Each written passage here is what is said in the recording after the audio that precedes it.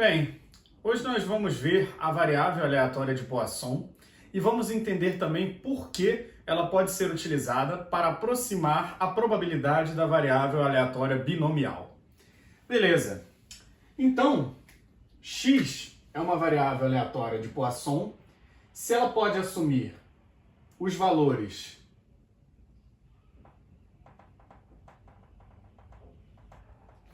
zero, 1, 2 até o infinito.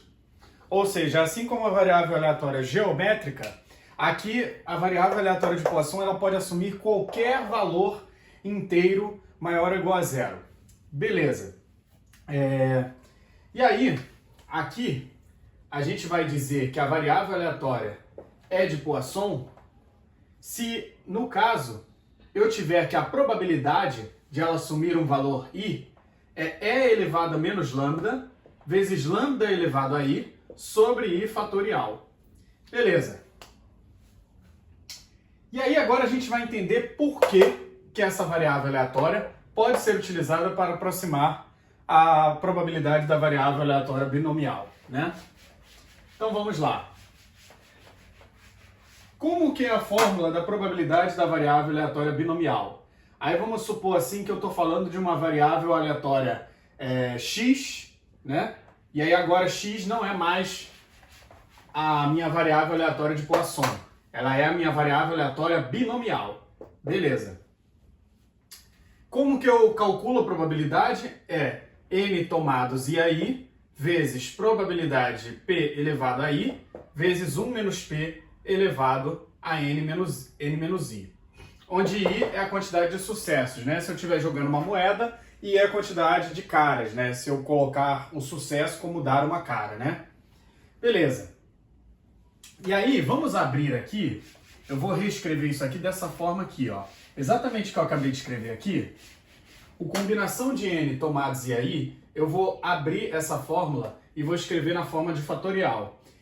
Combinação de n tomados i a i é n menos i, n fatorial sobre n menos i fatorial, vezes i fatorial, vezes p elevado a i, vezes 1 menos p elevado a n menos i. Beleza. E aí eu vou fazer uma coisa agora. Quando que eu vou utilizar a variável aleatória de Poisson para aproximar a probabilidade da binomial? Quando o meu n for grande, n grande, e p for pequeno. De tal forma que lambda tem um tamanho moderado. Lambda é um número que não é nem muito grande, nem muito pequeno. Então, beleza. Então, vamos abrir aqui a fórmula. Vamos fazer o seguinte. N fatorial é a mesma coisa que n vezes n menos 1 vezes n menos 2 até... E aí eu vou fazer o seguinte.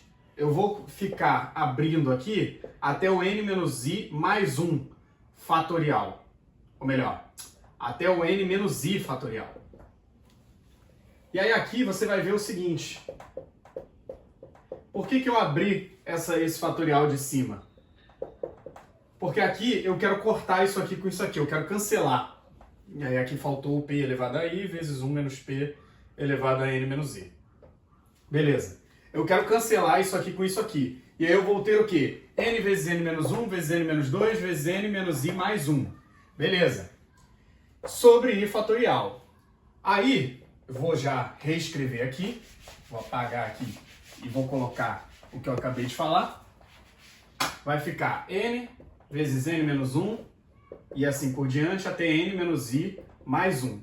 Por que o n menos i não aparece aqui? Porque eu já cancelei ele com n menos i fatorial. E vai ficar aqui embaixo i fatorial. Beleza. Se eu disse que lambda é igual a n vezes p, então o que vai acontecer? O meu p, eu posso reescrevê-lo como lambda sobre n elevado a i, né? Porque eu tinha aqui a combinação vezes o p elevado a i. Aqui eu estou substituindo o lambda sobre n pelo p. Vezes 1 menos p, aí vai ser 1 menos lambda sobre n elevado a n menos i. Beleza. Isso aqui n elevado a n menos i, isso aqui, na verdade, eu posso reescrever dessa forma aqui, ó. 1 menos lambda sobre n elevado a i. Porque se eu tenho um n menos i aqui no expoente, isso, na verdade, é essa potenciação dividido por essa potenciação. Beleza. E aí, o que eu vou ter agora? Eu vou ter aqui, eu posso distribuir esse expoente i para cada um aqui, aí vai ficar lambda sobre i vezes n elevado a i. E aí eu vou fazer o seguinte, aqui no denominador, isso aqui é como se eu tivesse tudo no mesmo denominador. Então posso reescrever assim, ó, vezes lambda sobre i, vezes n elevado a i, vezes 1 menos lambda sobre n elevado a i. Beleza. Aí se é tudo no mesmo denominador, eu posso também, e eu tenho aqui uma multiplicação, eu posso também trocar os fatores. Então eu posso colocar aqui, ó, vezes n menos i mais 1, eu jogo para cá o n elevado a i. E aí aqui eu vou ficar com lambda elevado a i sobre i fatorial vezes o 1 menos lambda sobre n elevado a n sobre 1 menos lambda sobre n elevado a i. Beleza. E aí qual foi uma das premissas que eu parti lá no início? Que o n tem que ser grande para eu poder utilizar essa aproximação. Bem, se o n tem que ser grande, de tal forma também que o lambda é moderado, e o lambda é n vezes p, o que vai acontecer? Para o n grande, isso aqui vai se aproximar de 1. Por quê? Porque aqui em cima eu tenho i fatores. Eu tenho n vezes n menos 1, vezes n menos 2, até n menos i mais 1. E aí o que eu vou ter basicamente é o seguinte, que o n vai aparecer i vezes aqui em cima. E o n vai aparecer i vezes aqui embaixo. Aí você pensa, pô, mas eu não tenho n elevado a i aqui em cima.